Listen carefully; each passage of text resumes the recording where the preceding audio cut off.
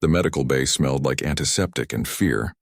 Daniel Cross carried his equipment case through the corridor, following the sounds of shouting. He had only stopped at Sanctuary 7 to refuel his transport ship. The animals he was carrying to the colony world could wait a few hours. But this situation apparently could not. A crowd of medical personnel pressed against the windows of an isolation room. Inside, something massive and dark paced back and forth. Daniel pushed through the crowd, noting how everyone kept their distance from the reinforced glass.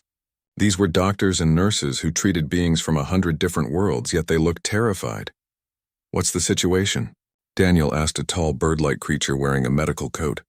The alien had soft blue feathers and large nervous eyes. "Vraxian. Injured.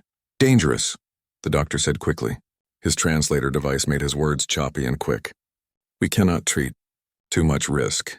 Daniel pressed closer to the window. The creature inside was unlike anything he had seen before. It resembled a panther from Earth, but stood nearly 8 feet tall at the shoulder. Its body was covered in overlapping armored plates that gleamed black and purple. Glowing markings ran along its flanks, pulsing with a rhythm that might have been a heartbeat. Blood matted the fur on its left side, and one rear leg was clearly broken, twisted at an unnatural angle. The Vraxian's eyes swept the room and locked onto Daniel. They were golden and intelligent. Pain filled those eyes, but also rage. Its lips pulled back, revealing teeth longer than Daniel's fingers. "She's dying," Daniel said quietly. "Why isn't anyone helping her?" The bird doctor made a sound like a nervous chirp. "I am Dr. Malvor, chief physician. Vraxians kill doctors. Their pain makes them attack. We have protocols. We cannot risk staff. So you'll just let her die? We have sedatives, but her body rejects them. We have no choice." Daniel watched the Vraxian take another limping step. She was trying not to show weakness, trying to stay on her feet. He recognized that behavior. He had seen it in injured wolves, in wounded tigers at the wildlife center where he had trained. Predators hid their pain because showing vulnerability meant death. "I'll treat her," Daniel said. The medical bay went silent. Every alien in the corridor turned to stare at him. Dr. Malvor's feathers ruffled up, making him look twice his size. "Impossible. You would die. Are you medical personnel?" "I'm a veterinarian, licensed and registered with the Galactic Health Council." A veterinarian. Malvor's translator made the word sound even more ridiculous than usual. "She is not an animal. She is a sentient being, a dangerous one. All the more reason she deserves treatment," Daniel said. He studied the Vraxian through the glass. She had stopped pacing and was watching him now. Her head tilted slightly, like she was trying to understand what he was saying. "I've treated injured predators before. Big cats, wolves, bears. I know how to approach them. Earth predators are not Vraxians. She will tear you apart." Daniel set down his equipment case. "Then I'll be torn apart. But I'm not going to stand here and watch a feeling being bleed to death because everyone's too scared to help." A new voice cut through the discussion. "Let him try." A reptilian creature in a commander's uniform pushed through the crowd. Her scales were deep green and her eyes were sharp. "We have bounty hunters threatening legal action if their captive dies. We have potential diplomatic incidents. If this human wants to volunteer, I authorize it." Dr. Malvor made a sound of protest, but the commander silenced him with a gesture. "Dr. Cross, you understand the risks?" "I do." "Then proceed." Everyone else, clear the corridor. Observation only through the remote feeds. The crowd dispersed quickly, relieved to put distance between themselves and the isolation room. Only Daniel remained standing before the sealed door. Through the window, the Vraxian watched him. Her glowing markings pulsed faster. She knew something was about to happen. Daniel picked up his case and took a deep breath. He had treated aggressive animals before, but never one that could understand every word he said. Never one that might choose to kill him not from instinct but from decision. The door controls blinked green. The commander had given him access. "Last chance to reconsider, human," Dr. Malvor's voice came through a speaker. "Vraxians have killed 7 medical personnel in the last decade, all during treatment attempts." "Then I'll try not to be the 8th, Daniel said. He pressed the door control. The seal broke with a hiss. The door slid open. The Vraxian's growl vibrated through the floor, through his bones, through his chest. It was a sound that millions of years of evolution told him to fear. A sound that said predator, danger, death. Daniel walked through the door anyway. The isolation room was larger than it had looked from outside. Medical equipment lined the walls, but none of it was active. The Vraxian stood in the center, favoring her injured leg. Her growl deepened as Daniel took 3 steps inside. The door sealed behind him with a final-sounding click. "Easy," Daniel said softly. He kept his voice calm and level. No sudden movements. No direct eye contact. That would be a challenge. He watched her from the corner of his vision, reading her body language. "My name is Daniel. I'm here to help with that leg." The Vraxian's ears, hidden somewhere in the armored plating of her head, must have moved. Her growl changed pitch slightly. She understood him. "I know you're in pain," Daniel continued. He slowly lowered himself to one knee, making himself smaller, less threatening. He set his equipment case down and opened it with careful, visible movements. "I know you're scared. Everyone here is scared of you. But I've worked with predators my whole life. I know you don't want to hurt anyone. You just want the pain to stop." The Vraxian took a limping step toward him, then another. She was massive up close. One paw was larger than Daniel's head. Those claws could disembowel him with a casual swipe. Daniel held his ground. Running would trigger a chase response. Showing fear would mark him as prey. Instead, he pulled out a scanner from his case and held it up where she could see it. "I'm going to scan your injuries now. This won't hurt, see?" He scanned his own arm first, showing her the harmless blue light. Then he slowly raised it toward her wounded side. The Vraxian could have killed him then. Every alien watching through the remote feeds expected her to. Daniel could almost hear their held breaths. Instead, she held still. The scanner beeped softly as it mapped her injuries. Plasma burns across her ribs, shattered femur, internal bleeding. She needed surgery immediately. "Good," Daniel said softly. "You're doing great. You're very brave." Something changed in those golden eyes. The rage dimmed slightly. She lowered her head, bringing her face level with his. Her breath was hot and smelled like copper. This close, he could see the pain in every line of her body. "I'm going to help you," Daniel promised. "But you have to trust me." "Can you do that?" The Vraxian's growl faded to silence. She took one more step forward and then slowly, deliberately, she lowered herself to the ground. Lying down. Vulnerable. Trusting. Daniel released a breath he didn't know he had been holding. Through the speakers, he heard Dr. Malver's shocked voice. Impossible. But it wasn't impossible. It was simply a matter of understanding. Daniel reached out slowly and placed his hand on the Vraxian's uninjured shoulder. Her armor plating was warm under his palm. "Let's get you fixed up," he said, and began to work. The isolation room's lights hummed overhead as Daniel worked. His hands moved steadily across the Vraxian's wounded side, cleaning plasma burns with antiseptic gel. The creature he had learned was named Shrike remained motionless, though her muscles twitched occasionally when he touched a particularly painful spot. Through the observation speakers, Daniel could hear the medical staff arguing. Dr. Malver's voice carried clearly despite the translator's mechanical tone. "He cannot possibly treat her properly. He is a veterinarian, not a xenophysician. We should sedate her and take over." "With what sedative?" another voice countered. "Every formula we have either doesn't work on Vraxian physiology or sends them into violent seizures. The human is doing better than we ever could." Daniel tuned them out. He had dealt with enough doubting colleagues back on Earth. Right now, Shrike needed his full attention. The plasma burns were severe but treatable. The real problem was her leg. The femur was shattered in 3 places. She needed surgery, and surgery meant sedation, and sedation meant risking the violent reaction Dr. Malver had mentioned. "I need to see your leg more closely," Daniel said to Shrike. He had kept up a steady stream of commentary, explaining everything before he did it. She seemed to respond well to his voice. "I'm going to touch it now. It's going to hurt. If it's too much, growl once and I'll stop." He reached toward the twisted limb. Shrike's whole body went rigid. A low rumble started in her chest, but it cut off abruptly. She was controlling herself, fighting every instinct that told her to lash out at the source of pain. Daniel's fingers probed gently around the break. He had set broken bones before in animals that couldn't tell him where it hurt. He knew how to read pain responses, how to distinguish between discomfort and agony. But this was different. Shrike wasn't just enduring the examination. She was understanding it, cooperating with it. "The bone's in bad shape," Daniel said quietly. "I can't fix this here. You need surgery. But that means putting you to sleep, and I'm told that's dangerous for your species." Shrike's golden eyes focused on him. She made a sound almost like a questioning rumble. The translator on Daniel's belt crackled to life. The device had been analyzing her vocalization since he entered the room. Now it produced words like sleep, death. Not if I can help it, Daniel said. But I won't lie to you. It's risky. Your body fights the medicines we have. Pain, worse. The translated words came out flat, but Daniel heard the meaning behind them. She was saying she would rather risk death than continue in agony. The observation speaker crackled. Dr. Cross, it was the commander's voice. The station council has reviewed your progress. They're impressed that you've made contact, but they're not convinced you should proceed with surgery. Dr. Malver suggests we've done all we can.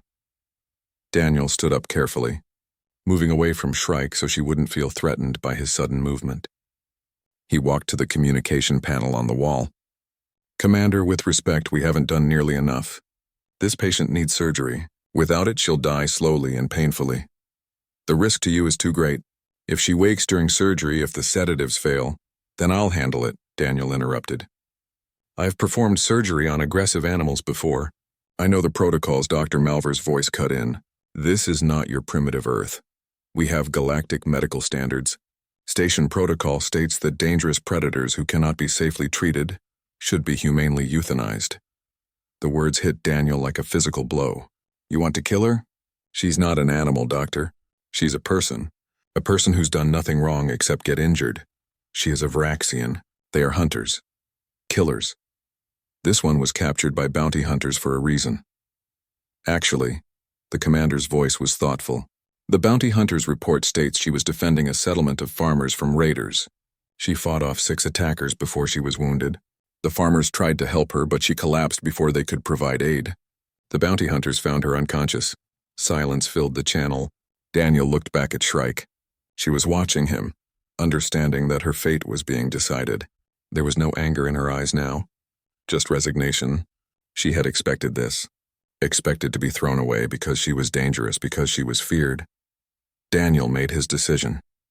Commander, I'm invoking Galactic Medical Treaty Article 47. If no qualified physician is willing to treat a patient, any licensed medical practitioner may assume full responsibility for that patient's care. More silence. Then Dr. Malver's outraged voice.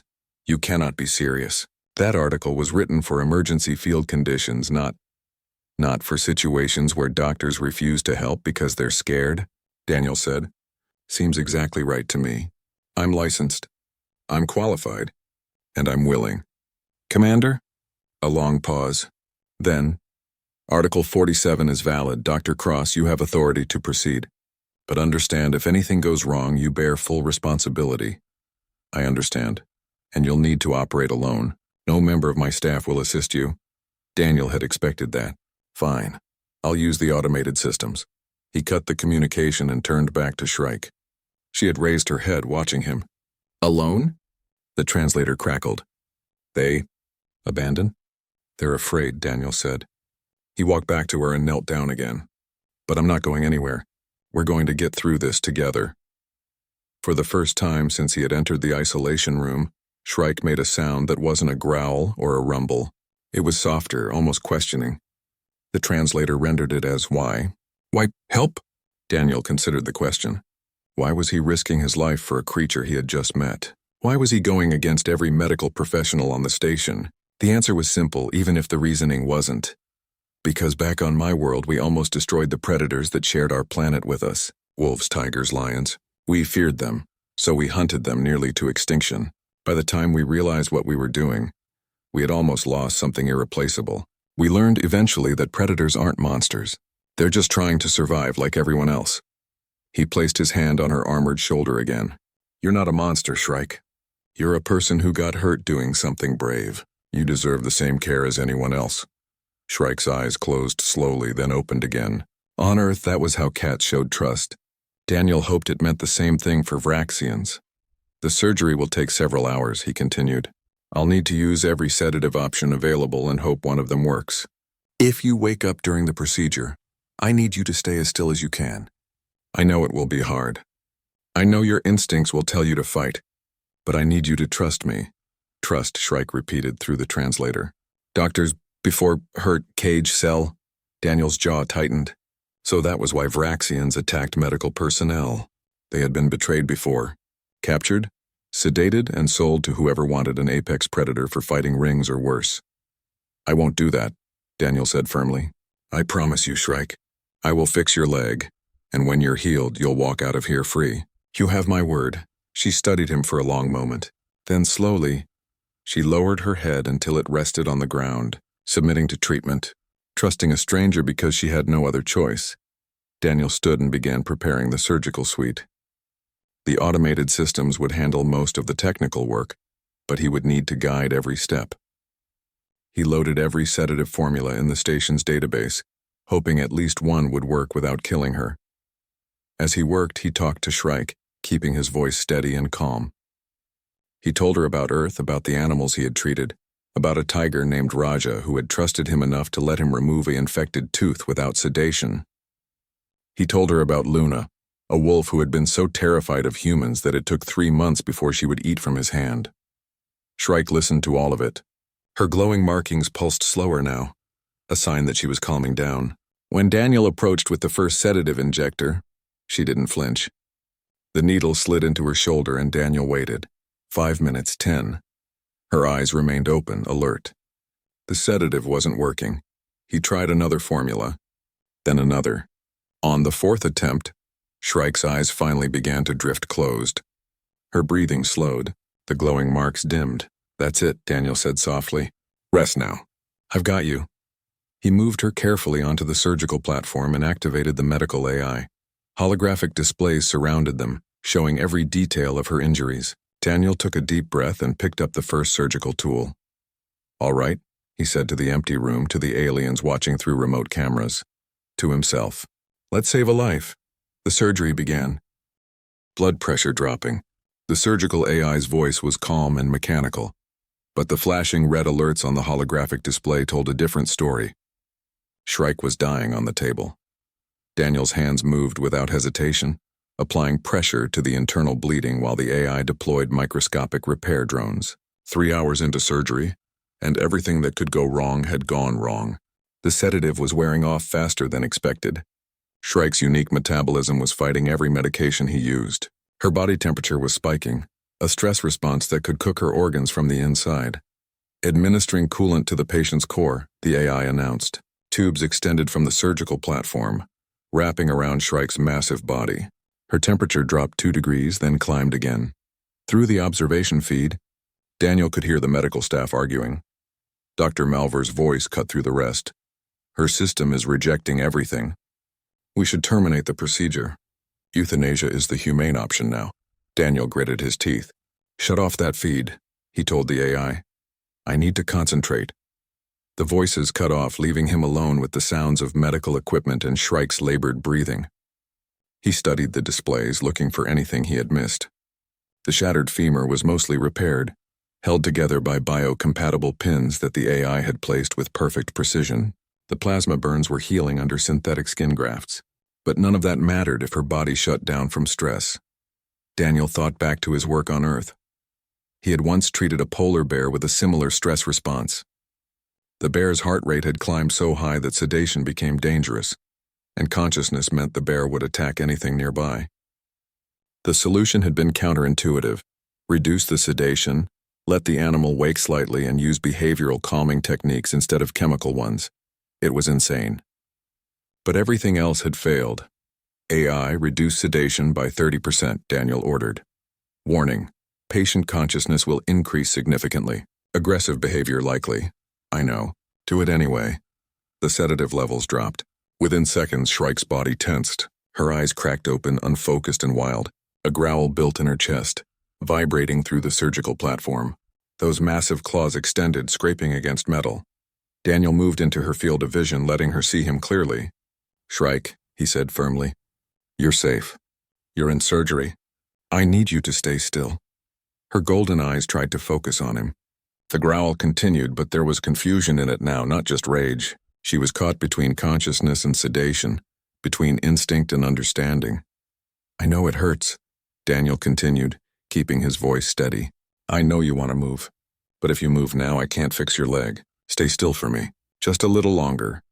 He placed his hand on her shoulder, the same spot he had touched when they first met. The contact seemed to anchor her. Her eyes locked onto his and the growl faded to a low rumble. She was fighting her own body, fighting the instinct to thrash and escape. "That's it," Daniel encouraged. "You're doing great. You're the bravest patient I've ever had." Her temperature began to drop. The stress response was easing. The AI's alerts shifted from red to yellow. Daniel worked quickly, taking advantage of this narrow window. He sealed the last of the internal injuries and began closing the surgical site. Shrike watched him the entire time. Her eyes never left his face. Every few minutes her body would tense and the growl would return, but Daniel would talk her through it. He told her about the surgery, about what he was doing and why. He told her about a dog named Cooper, who had stayed conscious through an emergency procedure because sedation would have killed him. He told her she was just as brave as Cooper had been. 20 minutes later, Daniel sealed the final incision. "We're done," he said, exhausted. "You did it, Shrike. The hard part's over." He increased the sedation levels again, just enough to let her rest without the dangerous side effects. This time, her body accepted it. Her eyes drifted closed and her breathing settled into a steady rhythm. The displays shifted from yellow to green across the board. Daniel stepped back from the surgical platform and realized his hands were shaking. Adrenaline and exhaustion hit him all at once. He had been operating for almost 5 hours straight. But Shrike was alive. Against every prediction, every protocol, every piece of advice from the station's medical staff, she was alive. The observation feed crackled back to life. Dr. Cross, it was the commander. "Status. Surgery complete," Daniel said. His voice was hoarse. "Patient is stable. She'll need monitoring, but she should recover fully." Silence on the other end. Then, "Remarkable. Dr. Malvor wishes to speak with you." The bird-like doctor's voice came through, stiff and formal. "Dr. Cross, I must admit I did not believe you would succeed. Your methods were unconventional, but the results speak for themselves. Well done." It wasn't quite an apology, but it was close enough. Daniel was too tired to care about professional pride. "Thank you, doctor. I'll need a recovery room set up for her. Somewhere quiet, low stress. We have a room prepared. But Dr. Cross, there is a complication. The bounty hunters who brought her in are demanding she be released to them once she recovers. They claim salvage rights." Daniel's exhaustion vanished, replaced by cold anger. "Salvage rights? She's not cargo. She's a person. Legally, the situation is complex. Vraxians are not part of the Galactic Council. They have no formal citizenship status. The bounty hunters have a valid claim under interstellar salvage law." "Then the law needs to change," Daniel said flatly. "I didn't save her life so she could be sold to the highest bidder." "I agree," the commander said. "But I cannot ignore legal claims without cause unless—" She paused. "Dr. Cross, if Shrike were under ongoing medical care, she could not be released until treatment was complete. As her attending physician, you could recommend an extended recovery period." Daniel understood immediately. "She'll need at least 3 weeks of post-surgical monitoring. Maybe 4. These injuries are severe and her species is poorly understood. Rushing her recovery could cause permanent damage." "A reasonable medical opinion," the commander said. He could hear the satisfaction in her voice. "I will inform the bounty hunters. They will not be pleased, but they cannot argue with medical necessity." The feed cut off. Daniel looked down at Shrike's unconscious form. Her armor plating rose and fell with each breath. The glowing markings had dimmed to a soft pulse like a slow heartbeat. "You're safe for now," Daniel told her quietly. "I don't know what happens after you heal, but I'll figure something out. I promise." The AI began the process of moving Shrike to recovery. Daniel followed the floating surgical platform through the corridors. Medical staff pressed against the walls to let them pass, staring at the unconscious Vraxian with fear and fascination in equal measure.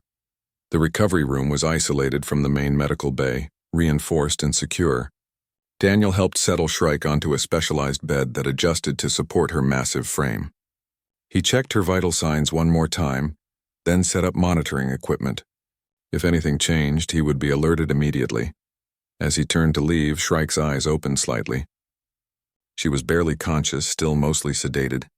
But she looked at him, and the translator on his belt whispered, "Thank you." Daniel smiled. "Get some rest. I'll check on you tomorrow." He left the recovery room and nearly collapsed in the corridor outside. A passing nurse, a small furry creature with 6 arms, hurried over to support him. You need rest, doctor, the nurse said. Her voice was kind. You have done an amazing thing today, but you are no good to anyone if you collapse. I'm fine, Daniel protested, but his body disagreed. His legs felt like rubber and the corridor was spinning slightly. The nurse guided him to a nearby restroom and pushed him onto a bed. Sleep. We will monitor your patient. If anything changes, you will be notified. Daniel wanted to argue, but exhaustion won. He was asleep before the nurse left the room. He dreamed of Earth, of forests and mountains, of wolves running through snow and eagles soaring over canyons. He dreamed of a world where predator and prey had learned to coexist, where fear had given way to understanding. When he woke 8 hours later, the first thing he did was check on Shrike. The recovery room monitors showed stable vital signs, steady improvement. She was still asleep, her body doing the hard work of healing. Daniel pulled up a chair next to her bed and sat down. He had nowhere else to be. His ship repairs wouldn't be done for another week. Until then, he would stay here, make sure Shrike recovered properly, and figure out how to keep her safe from the bounty hunters who saw her as nothing more than valuable property. Outside the recovery room, word was spreading through Sanctuary 7. The human veterinarian had done what everyone said was impossible. He had treated a Vraxian. He had earned a predator's trust. And in doing so, he had started something that would change how the entire galaxy thought about the creatures they feared most. Morning shift began on Sanctuary 7 with the usual routine. Doctors made rounds, nurses changed dressings, and the medical AI systems ran diagnostic checks on every patient. But today, half the staff found reasons to walk past the recovery wing, hoping to catch a glimpse of the impossible, a Vraxian and a human coexisting peacefully. Daniel sat in the recovery room, reviewing Shrike's progress charts on a data tablet. 3 days post-surgery, and she was healing faster than expected. The synthetic bone pins had integrated perfectly. The plasma burns were closing. Her body temperature remained stable. All excellent signs. Shrike herself was awake watching him work. She could stand now, though she tired quickly. The repaired leg held her weight, but the muscles needed time to strengthen. You keep staring at that screen. Shrike's translator rendered her low rumbles into words. Is something wrong? No, everything's good. Better than good, actually. Daniel set the tablet aside. Your recovery is remarkable. Back on Earth, this kind of injury would take months to heal, even with our best medicine. Vraxians are hard to kill. There was dark amusement in her tone. We have to be. The galaxy wants us dead. Daniel heard the bitterness behind those words. Over the past few days, Shrike had shared bits of her story. How Vraxians were feared and hunted across most of civilized space. How planets had standing bounties on any Vraxian who entered their territory. How medical stations often refused them treatment. Or worse, tranquilized them and sold them to fight rings. Not everyone, Daniel said. Those farmers you protected, they tried to help you. They were desperate. Raiders had destroyed their settlement 3 times. No one else would defend them. Shrike shifted her position carefully, testing her weight on the healing leg. They offered me food and shelter in exchange for protection. It was a fair trade. Sounds like you were being a guard, not a hunter. The galaxy does not care about such distinctions. We are predators. That is all they see. A chime interrupted them. The recovery room door slid open and Dr. Malvor entered. The Avarian doctor had visited twice before, always maintaining a careful distance from Shrike. Today he carried a medical scanner. Good morning, Dr. Cross. I am here for the daily examination. Malvor's feathers were slightly ruffled, a sign of nervousness. He kept Daniel between himself and Shrike. Morning, doctor. She's doing well. Want to see the readings? Malvor took the offered tablet, studying it carefully. His large eyes widened. This healing rate is exceptional. I have never seen such rapid tissue regeneration. Vraxian physiology is impressive, Daniel agreed.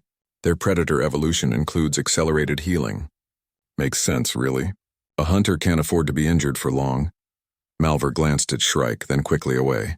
May I perform a scan? Shrike's ears, barely visible beneath her armored plating, angled toward the doctor.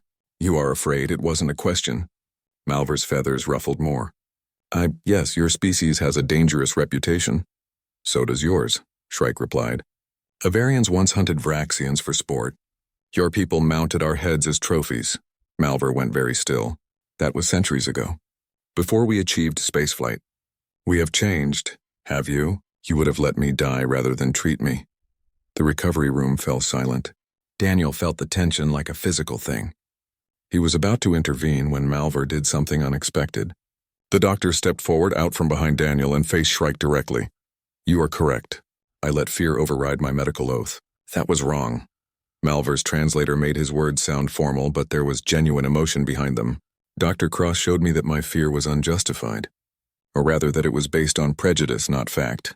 If you will permit it, I would like to learn from my mistake. Shrike studied him for a long moment. Then she carefully lowered herself to the ground, lying down in a position that exposed her healing wounds. You may scan. Malvar approached slowly, holding the scanner in his wing hands. He ran it over Shrike's injuries, documenting her recovery. Daniel watched both of them carefully, ready to step in if needed. But Shrike remained calm, and Malvar's fear gradually faded into professional fascination. Remarkable, Malvar murmured. The cellular regeneration is unlike anything in our medical databases. If we could understand this process, it could revolutionize trauma treatment across multiple species. You want to study me? Shrike said flatly. With your permission, yes. Medical research, nothing invasive. Simple tissue samples, genetic mapping. The knowledge could help many beings. Shrike's golden eyes found Daniel. What do you think? It's your choice, Daniel said. But I think Dr. Malvar is sincere, and helping other people isn't a bad thing. Other people who would hunt me. Or other people who might learn not to fear you, Daniel countered. Understanding goes both ways. If doctors understand Vraxian physiology, they can treat your people better. No more deaths because medical staff are too afraid to help. Shrike considered this. Finally, she nodded once. You may take your samples. But Dr. Cross supervises always. Agreed, Malvar said quickly. Thank you. This is an honor. As Malvar left to prepare the necessary equipment, a commotion echoed from the corridor outside. Raised voices, one of them angry and aggressive. The recovery room door opened again, and this time 2 beings entered that Daniel had hoped never to see. Bounty hunters. They were Corellians, reptilian species with mottled green scales and too many teeth. Both wore armor covered in scoring marks from weapons fire. The larger one carried a neural whip coiled at his belt. We're here for our property, the larger hunter announced. Recovery time is over. We're taking the Vraxian now.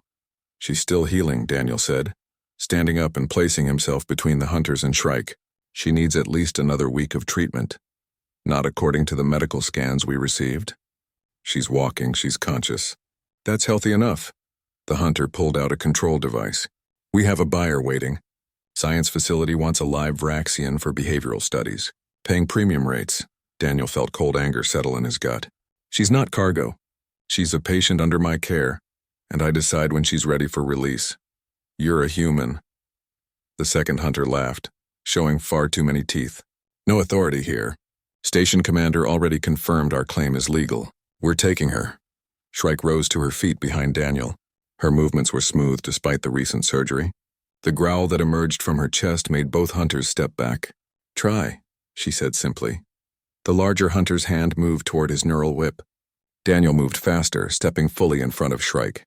If you attack a medical patient in a recovery facility, that's assault under Galactic Health Council regulations. The commander might not be able to stop your claim, but she can definitely arrest you for that. Then we wait until she's released and take her outside. The hunter's eyes were cold. Either way, she's ours. Bought and paid for by salvage law. The hunters left, but their threat hung in the air. Daniel turned to Shrike. She had settled back onto her bed, but her body was tense, ready to fight. I won't let them take you, Daniel said. You cannot stop them. They have law on their side. Shrike's translator made her sound resigned. When I am healed, they will take me to their buyer. I will die in a cage being studied. It is the fate of many Vraxians, not you. Daniel's mind was racing. There had to be a way. Some legal loophole. Some regulation he could use. Let me think. There has to be something. Over the next 2 days, Daniel tried everything.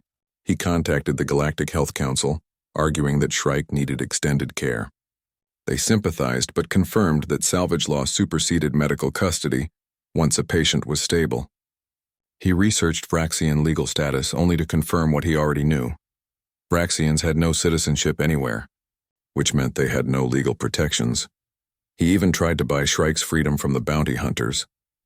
They laughed and quoted a price that would bankrupt him 3 times over. On the 5th day after the hunter's visit, something unexpected happened. Daniel arrived for morning rounds to find 3 new Vraxians standing outside Shrike's recovery room. They were even larger than her, their armor plating covered in scars and battle markings. They watched him approach with unreadable golden eyes. Dr. Cross, the largest one, rumbled. The translator rendered it in a deep, formal tone. "We are of the Northern Reaches clan. We have come for Shrike." Daniel's hand moved toward the emergency alert on his belt. More bounty hunters? But these Vraxians weren't restrained or caged. They stood freely in the corridor, and the station security was keeping a wary distance but hadn't moved to stop them. "She's still recovering," Daniel said carefully. "We know. We are not here to take her. We are here to protect her." The Vraxian's head tilted. "You are the human who saved her life, who treated her with honor when all others refused. Shrike has spoken of you. Her words have traveled far. I just did my job." "No, you did more." The Vraxian stepped aside, revealing Shrike herself emerging from the recovery room. She walked smoothly now, the limp almost gone. "You treated her as a person, not an animal. You risked yourself for a stranger. These are not common virtues in this galaxy."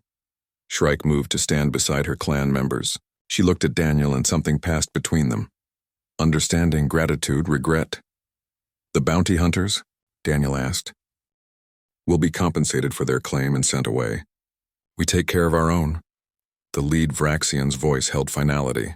"Shrike returns with us to our territory. She will be safe there." Relief and sadness mixed in Daniel's chest. Safe was good. Safe was what mattered. But he would miss her. In just a few days he had grown to respect the fierce, intelligent being who had trusted him when she had every reason not to. "Take care of yourself," Daniel said to Shrike.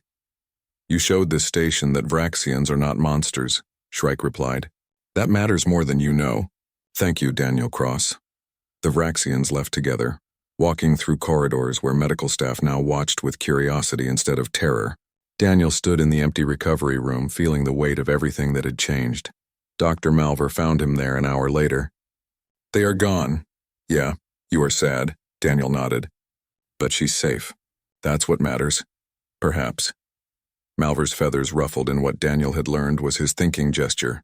"But I wonder, Dr. Cross, if safety is enough. You have shown us something important. Should we not do more with that knowledge?" "What do you mean?" "Come with me. There is someone who wishes to meet you." The station's central medical theater was packed. Every available seat was filled with doctors, nurses, and medical students from a dozen different species. They whispered among themselves, speculating about why they had been called to this meeting. Daniel stood at the edge of the room with Dr. Malver, confused about why he was here. "What's going on?" Daniel asked. "Wait," Malver said simply. "You will see." The lights dimmed.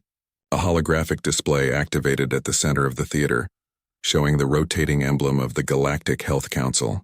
A moment later, a figure appeared on the stage. She was tall and elegant, her crystalline body refracting light into rainbow patterns. Aquelin, one of the founding members of the council. "I am Administrator Prism," the figure announced. Her voice resonated like musical chimes. "I have traveled from the council headquarters to address a matter of great importance. 3 days ago, we received a formal complaint from this station's medical staff regarding the treatment of a Vraxian patient." Daniel's stomach dropped. They were going to reprimand him for operating without proper authorization. He had known the risks, but he thought. "The complaint," Prism continued, "was filed by Dr. Malvor and signed by 47 members of this station's medical personnel. They stated that Sanctuary 7's protocols regarding dangerous species were inadequate and discriminatory. They argued that fear-based medical policies violate the fundamental principles of the Galactic Health Council." Daniel looked at Malvor in surprise. The Avarian doctor's feathers were ruffled with what might have been embarrassment or pride. "You filed a complaint?" Daniel whispered.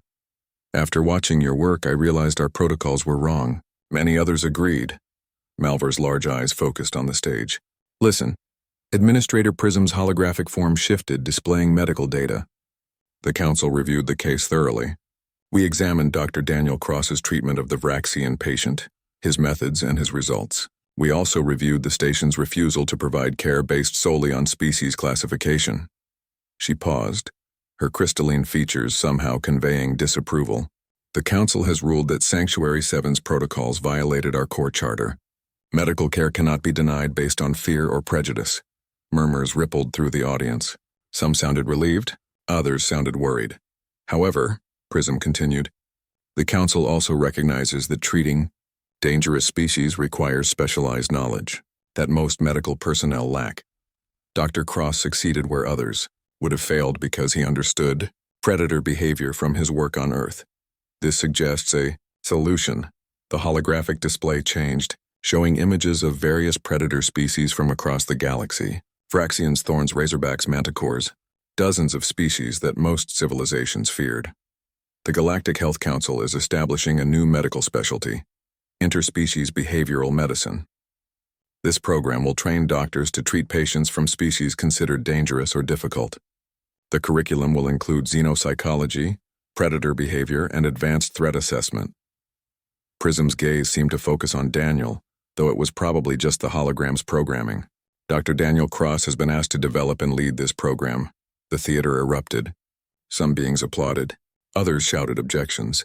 Daniel stood frozen, trying to process what he had just heard. Me, he managed to say. Lead a program? You are the logical choice, Malvar said. You have proven the concept works. Now you must teach others. Administrator Prism raised a hand and the theater quieted. Dr. Cross, will you accept this position? The Council understands this is sudden, but the need is urgent. Hundreds of beings are denied medical care every cycle because they belong to species we fear. You can change that. Every eye in the theater turned to Daniel. He thought about Shrike, about how close she had come to dying simply because everyone was too afraid to help. He thought about all the other Vraxians, all the other predator species who suffered because fear overrode compassion. I accept, Daniel said, but I have conditions. Prism's holographic form tilted its head. State them. First, any species I train doctors to treat must have their citizenship status reviewed by the Galactic Council. No more beings classified as non-citizens just because they're dangerous. Second, I want full authority to develop protocols. No interference from politicians who are scared of predators. Third, I need assistants who have actually worked with these species, not just studied them from safety. The theater went silent. No one made demands of the Galactic Health Council. Daniel waited, his heart pounding, wondering if he had just thrown away the opportunity of a lifetime. Then Administrator Prism laughed. It sounded like wind chimes in a storm. Accepted. All conditions accepted. The Council has needed someone willing to challenge our assumptions. You will have your authority, Dr. Cross. Use it well. The hologram faded. The theater lights came back up. Daniel found himself surrounded by medical personnel, some congratulating him, others asking questions, a few expressing doubts about whether this would really work. Dr. Malvar pulled him aside. Come. There is more you should see. They left the theater and walked through the station's corridors. Malvar led him to a section Daniel hadn't visited before, a wing marked Psychiatric Services. They entered a quiet observation room overlooking a therapy space. Inside, a young Quellan sat curled up in the corner. His crystalline body was dark, almost black, with violent red fractures running through it. He rocked back and forth, making sounds of distress. Two counselors tried to approach him, but he lashed out, his sharp crystal edges cutting the air. His name is Facet, Malvar explained. He suffers from a condition we do not fully understand. When stressed, he becomes violent. We have tried every treatment, but nothing works. He has been isolated here for 6 months. Why are you showing me this? Because he is not the only one. In the medical ward, we have a Morphian who attacks staff during routine examinations. In long-term care, there is a Thorn whose aggression makes wound treatment impossible. They are not predators like Vraxians, but they are dangerous, difficult. Most staff refuse to work with them. Malvar looked at Daniel. Can your methods help beings like them? Daniel watched Facet rock and keen in his corner. He saw fear in the young Quellan's posture, panic in his movements. Not a violent patient, a terrified one. Maybe, Daniel said slowly. Fear can look like aggression. Sometimes the dangerous behaviors are just defenses against a world that feels threatening. Will you try? Before you begin the training program, will you show us that your methods work for more than just Vraxians? Daniel thought about his schedule. His ship was nearly repaired. The animals he was transporting needed to reach their destination. He had responsibilities. But he also had an opportunity to help beings who had been written off as hopeless. "I'll try," Daniel said, "but I'll need full access to their medical histories and the freedom to break protocols when necessary." Agreed. Over the next week, Daniel worked with the station's difficult patients. He started with Facet, spending hours just sitting in the room with him, not approaching, just being present. He noticed that Facet's distress increased when the lights were too bright or when multiple people were in the room. Simple environmental changes made a dramatic difference. The Morphean patient, a being named Gravel, attacked during medical procedures because the standard restraints triggered his species' claustrophobia response. Daniel designed new restraints that allowed movement while preventing escape. Gravel calmed immediately. The Thorn, a creature covered in poisonous spines named Bristle, needed wound care, but extended her spines reflexively when touched. Daniel studied recordings of thorns in their natural habitat and learned they only retracted their spines when they felt safe. He created a treatment protocol that included specific sounds and scents from Bristle's homeworld. Within 3 days, she allowed staff to dress her wounds without incident. Word spread through Sanctuary 7. The human veterinarian wasn't just good with predators. He was good with any patient that others had given up on. Medical personnel who had been skeptical started requesting consultations. Students asked to observe his methods. Dr. Malvor became Daniel's unofficial assistant, documenting everything. The Avarian doctor's initial fear had transformed into academic fascination. "You see patterns we miss," Malvor said one evening as they reviewed case files. "Why is that?" "I think it's because I've spent my whole life working with beings that couldn't talk to me," Daniel explained. "When you can't ask a patient what's wrong, you learn to read body language to spot subtle signs of pain or fear. Most doctors here rely too much on verbal communication. They miss the nonverbal cues, a valuable insight. This should be included in the training curriculum." The curriculum.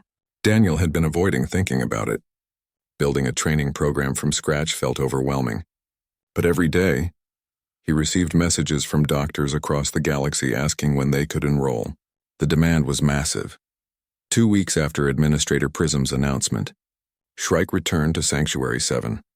She arrived with a delegation of Vraxian clan leaders, their massive ships causing a brief panic among station traffic control. But they came peacefully, requesting permission to dock. Daniel met them in the main receiving bay. Shrike looked fully healed now, her movements fluid and powerful. She approached Daniel and lowered her head in a gesture of respect. "You have created something important, Daniel Cross," she said through the translator. "The clans have decided to support your work. We will send Vraxian volunteers to help train doctors. We will share our medical knowledge. If the galaxy will learn to treat us with respect, we will help teach them how." The clan leaders behind her nodded in agreement. One stepped forward, older than the others, with silver threading through her armor plating. "I am Elder Silver," she announced. "For generations, Vraxians have been hunted and feared. We have responded with isolation and aggression, but you, human, have shown another path. You have proven that understanding is possible." The clans wished to join this effort. More beings arrived over the following days. A Razorback warrior offered to teach doctors about his species' pain responses. A Manticore scholar brought medical texts from her people's history. Even a Thorn ambassador arrived, offering diplomatic support. The new medical specialty Daniel had been asked to create was growing into something larger. Not just a training program, but a movement. A fundamental shift in how the galaxy approached beings it feared. Dr. Malvor found Daniel one evening in the observation lounge, staring out at the stars. The Avarian settled onto a perch beside him. "You look troubled," Malvor observed. "I'm just a veterinarian from Earth," Daniel said quietly. "I treated injured animals. I never expected any of this. And yet here you are, changing galactic medical policy." Malvor's feathers ruffled in his version of a smile. Sometimes the most important people are those who never sought importance. They simply did what needed to be done. But what if I fail? What if I can't build this program properly? What if doctors get hurt because I taught them wrong? Then you will learn from those mistakes and teach better the next time, Malvor said simply. That is how progress works. Small steps, occasional failures, constant improvement. You do not need to solve every problem immediately. You just need to take the first step. Daniel thought about that. About Shrike, who had trusted him when she had no reason to. About Facet and Gravel and Bristle, who had been written off as hopeless until someone bothered to understand them. About all the beings across the galaxy who needed help but were too feared to receive it. Okay, Daniel said. First step, let's build this program. 6 months later, the first class of interspecies behavioral medicine students gathered in Sanctuary 7's new training facility. 23 doctors from 16 different species filled the lecture hall, notebooks ready, expressions ranging from eager to terrified. At the front of the room, Daniel Cross stood beside a holographic display showing various predator species. Good morning, Daniel said. I'm Dr. Cross, and this is my colleague, Dr. Malvor. Over the next 6 months, we're going to teach you how to treat patients that most of the galaxy considers too dangerous to help. A Diluvian doctor in the front row raised a tentacle nervously. Dr. Cross, I must ask, is this safe? Will we be expected to work directly with Vraxians? Yes to the second question, Daniel replied. As for safe, nothing worth doing is completely safe, but we're not sending you in unprepared. That's what this training is for. He activated the display. A three-dimensional image of a Vraxian appeared, slowly rotating. This is what most people see when they look at a Vraxian. Armor plating, claws, teeth, a predator designed to kill. Now let me show you what a trained behavioral medicine specialist sees. The image changed. Colored overlays appeared on the Vraxian model, highlighting specific areas. Ears hidden beneath plating here. Watch these for tension or relaxation. Glowing markings along the flanks. These pulse faster under stress, slower when calm. Tail position indicates emotional state. Claw extension is usually involuntary, triggered by surprise or pain, not aggression. Daniel walked around the hologram. Every species has tells. Nonverbal communication that reveals their emotional and physical state. Most doctors ignore these because they rely on verbal communication and medical scans. But when treating a patient who's frightened, in pain, or doesn't fully trust you, these nonverbal cues are everything. He looked out at the class. Some students were taking notes frantically. Others still looked skeptical. That was fine. They would learn. Today, you're going to meet your teaching assistants. The training facility's doors opened. 3 Vraxians entered, moving with liquid grace. The students pressed back in their seats reflexively. Daniel had expected that reaction. This is Shrike, Knight, and Ember from the Northern Reaches clan, Daniel said, then caught himself. Sorry, I meant Swift. Ember is a different Vraxian. Shrike made a sound that the translators rendered as laughter. An easy mistake. Many of us have fire names. She approached the class and several students actually flinched. Do not worry. We are here to teach, not to hunt, though I admit your fear smell is quite strong. The clans have agreed to help train doctors, Daniel explained. You'll be working directly with Vraxian volunteers, learning to read their body language, perform examinations, and respond to aggressive displays. By the end of this program, treating a Vraxian patient will feel routine. Assuming we survive that long, someone muttered in the back row. Knight, the largest of the 3 Vraxians, turned to face the speaker. You will survive. We volunteered for this knowing the risks. You are students. You will make mistakes. You might hurt us unintentionally, but we will not hurt you for learning. Why? A small mammalian doctor asked. Why would you risk yourselves to help us? Because for too long our people have died from treatable injuries because no one would help us, Knight said simply. That must change. If this program succeeds, Vraxians across the galaxy will have access to medical care. That is worth the risk, the class continued.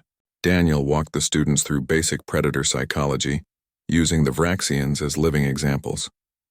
Shrike demonstrated threat displays versus actual aggression. Swift showed how to approach a Vraxian patient safely. Knight allowed students to practice taking vital signs while managing their fear. It was exhausting work.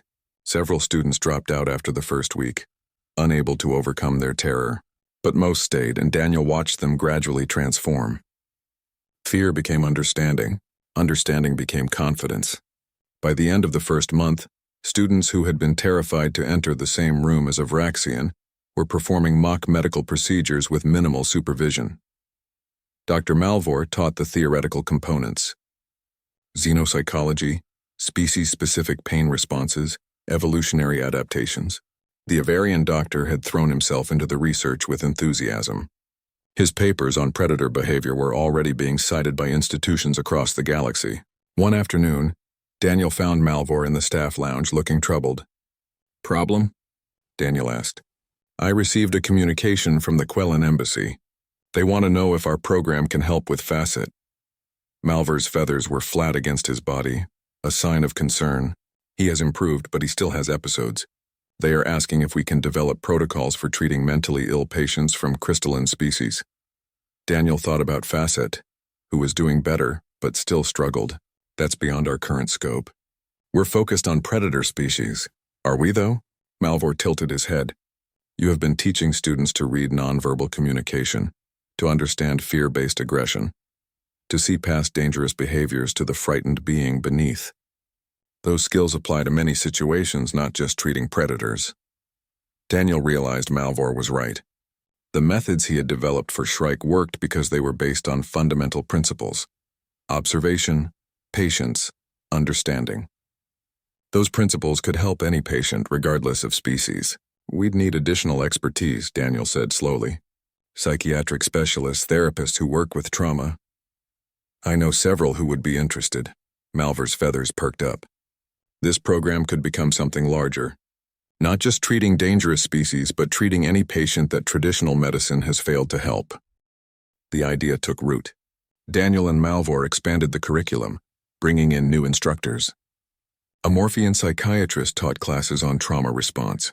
A Thorn therapist demonstrated de-escalation techniques. The program evolved from interspecies behavioral medicine to something broader: compassionate care for difficult patients.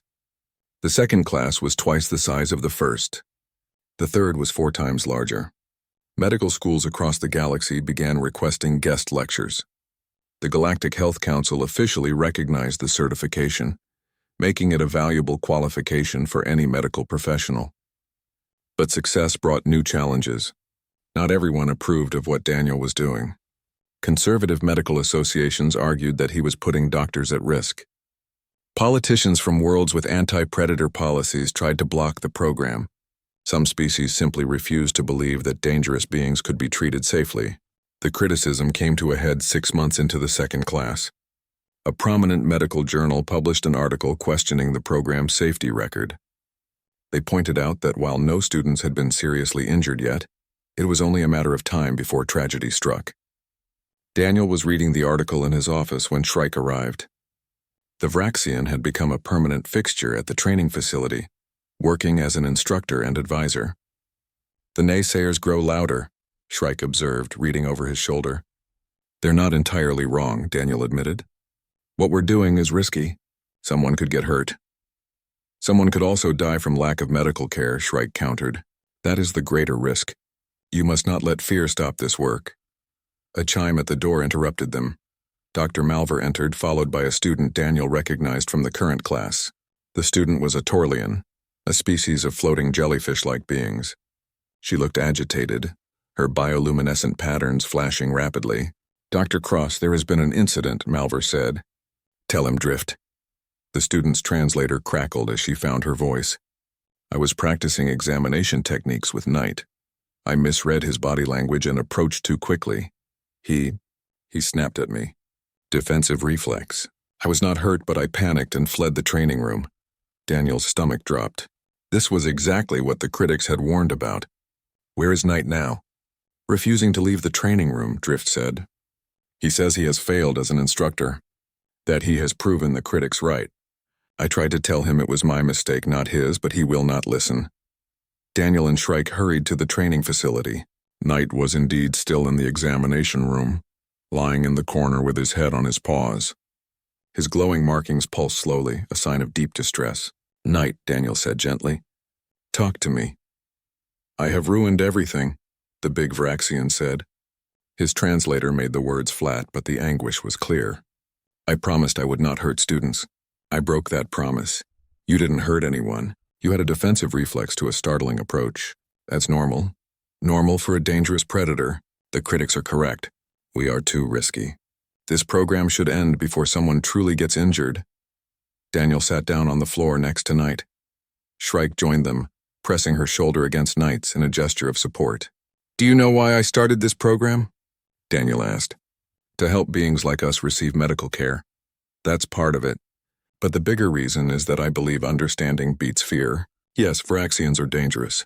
So are manticores and razorbacks and a dozen other species. But danger doesn't mean evil. It doesn't mean you deserve to be left to die when you're injured.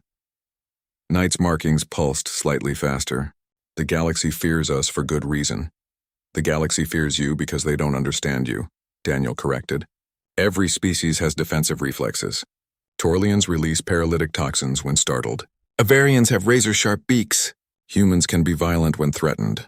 We're all dangerous under the right circumstances. The question isn't whether you're dangerous. It's whether we can learn to work with that danger safely. And can we? Drift came back, didn't she? Daniel pointed out.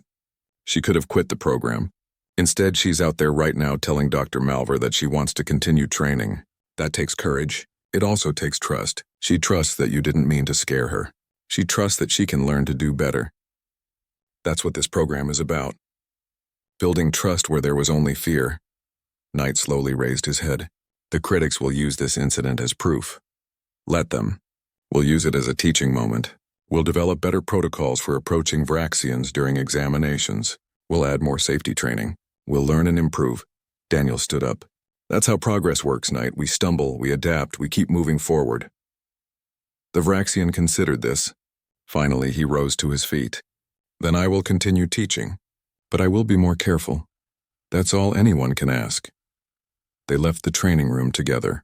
Drift was waiting outside with Dr. Malvor. When she saw Knight, she floated forward nervously. I apologize for my careless approach, she said formally. I should have announced myself clearly before entering your personal space. The fault was mine. And I apologize for my reaction, Knight replied.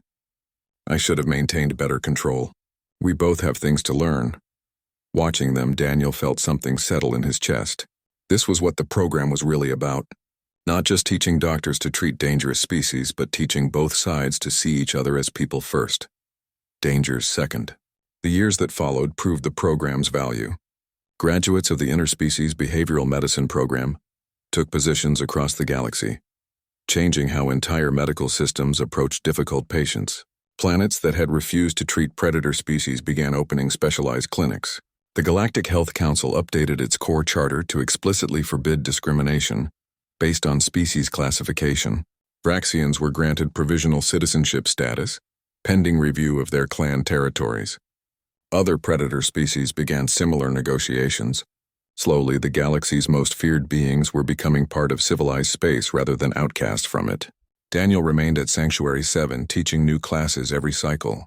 Dr. Malver became his co-director, their partnership proving that even former enemies could find common ground.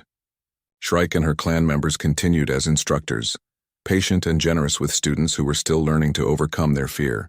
5 years after that first surgery, Daniel stood in the same isolation room where he had first treated Shrike.